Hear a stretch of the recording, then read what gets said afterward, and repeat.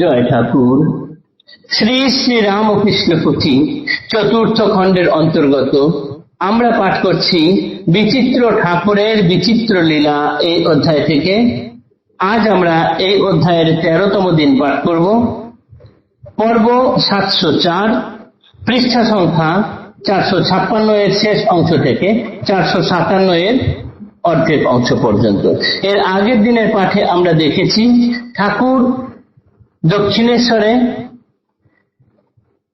কল্পতরু মূলে পঞ্চবটী মূলে দীর্ঘ 12 বৎসর যাবৎ কঠোর সাধনা করে তিনি সেখানকার মা ভবতারিণীকে জাগ্রত করেছেন। মায়ের সঙ্গে সন্তানের এখন অবাধ বাক্য বিনিময়। সন্তান মায়ের কাছে সর্বদাই আবদার করেন এবং ঠাকুর এই 12 বছরের সাধনার সম্পূর্ণ ফল যেন জগতের কল্যাণের জন্য বিলিয়ে দিচ্ছেন। মায়ের কাছে বলিয়ে নিচ্ছেন, মাগো, যারা এখানে সরল মনে আসবে তাদের যেন সকলেই এখানে আসা মাত্র মুক্ত হয়ে যায়, মুক্তি হয়, সিদ্ধ হয়। এখানে যারা সরল মন নিয়ে আসবে তাদের যেন আসা মাত্রই চৈতন্য উদয় হয়, তাদের যেন আর তপ জপ সাধন ইত্যাদি করতে না হয়। কেননা ঠাকুর তার ভক্তদেরকে আশ্বাস দিয়েছিলেন, সন্তানদের আশ্বাস দিয়েছিলেন যে মা এখানে মা বলেছেন যে তার কাছে যদি বিশ্বাস নিয়ে যাওয়া যায় মাই সব করে দেবেন, কেবল তার উপরে ভরসা রাখতে হবে। এইটুকুই ঠাকুর বলছেন। কিন্তু কলিকালের মন, মানুষের মন চির সন্দিগ্ধ মনা, তাই আমরা নানান তর্ক বিচার ইত্যাদি করে হিসাব করতে যাই, ফলে সেই হিসাব মেলাতে পারি না। যে সৃষ্টিটা যিনি সৃষ্টি করেছেন তাকে আমরা আমাদের এই ক্ষুদ্র বুদ্ধি দিয়ে বিচার করতে যাই, ফলে বিচারে কোনো কিছু খুঁজে পাই না।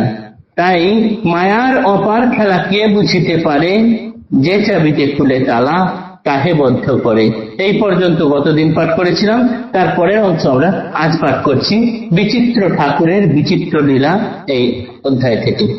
ভক্তিহীনে ধরাতল রসাতলে গত, কুলাল চক্রের ন্যায় মোহে বিঘূর্ণিত, দারুণ দুর্দশাগ্রস্ত দুষ্ট অতিশয়, দেখিয়া করুণা কর প্রভু দয়াময়, সত্যের ঐশ্বর্যে অবতীর্ণ ধরা দেশে, দিন দুঃখী নিরক্ষর ব্রাহ্মণের বেশে, এবে সত্য প্রায় না মিলে আঘ্রাণ, তমের যে তুলিয়াছে তুমুল তুফান, সত্যের ঐশ্বর্য শুদ্ধ আধ্যাত্মিকে খেলা, জৈব বুদ্ধি কি বুঝিবে অবিদ্যার গোলা, তাই প্রভু বলিলেন করি উচ্চরব, বারেকে শ্রীকৃষ্ণ যে বা বারেকে রাঘব, সেই জন অবতীর্ণ এবে ধরা ধামে, জীবের উদ্ধার হেতু রামকৃষ্ণ নামে, পূর্ণ আবির্ভাব মোর এই অবতারে, অদ্বৈত চৈতন্য নিত্যানন্দ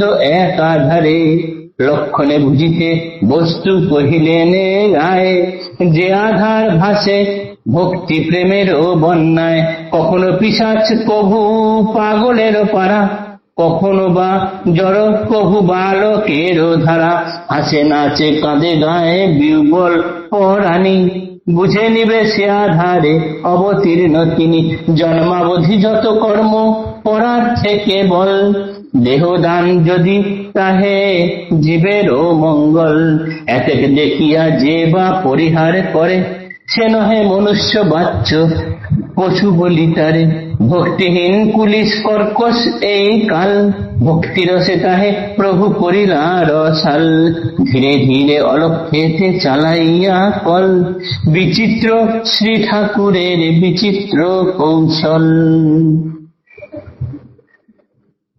এখন এই কলিকালে যে সময়ে ঠাকুর তার লীলা খেলা করছেন, সেই সময়ে চারিদিকে সত্যগুণের প্রায় বিলোপ অবস্থা। জগৎ সমাজ সংসার যেন তম আর রজতে ভরে উঠেছে। ঠাকুর ঠিক এই সময়েই দিন দুঃখী নিরক্ষর ব্রাহ্মণের বেশে এসে ধরায় অবতীর্ণ হয়েছেন। তিনি যে এক বিশাল আধ্যাত্মিক শক্তি নিয়ে জন্মগ্রহণ করেছেন, আমাদের এই জৈব বুদ্ধি সম্পন্ন মানুষেরা কি করে বুঝবে? কেননা যারা কামনা বাসনা নিয়ে সারা জীবন ঘোর আবদ্ধ, তাদের দ্বারা এটি উদ্ধার করা সম্ভব নয়। ফলে ঠাকুরকে বাধ্য হয়ে উচ্চ রবে ঘোষণা করতে হলো। তিনি নিজ মুখে বললেন, যে রাম, যে কৃষ্ণ ইদানিং এই শরীরে অবতার রূপে উপস্থিত রামকৃষ্ণ। একেবারে এই অবতারে তিনি পূর্ণভাবে আবির্ভূত হয়েছেন। অদ্বৈত চৈতন্য নিত্যানন্দ একাধারে পূর্ণ আবির্ভাব মোর এই অবতারে।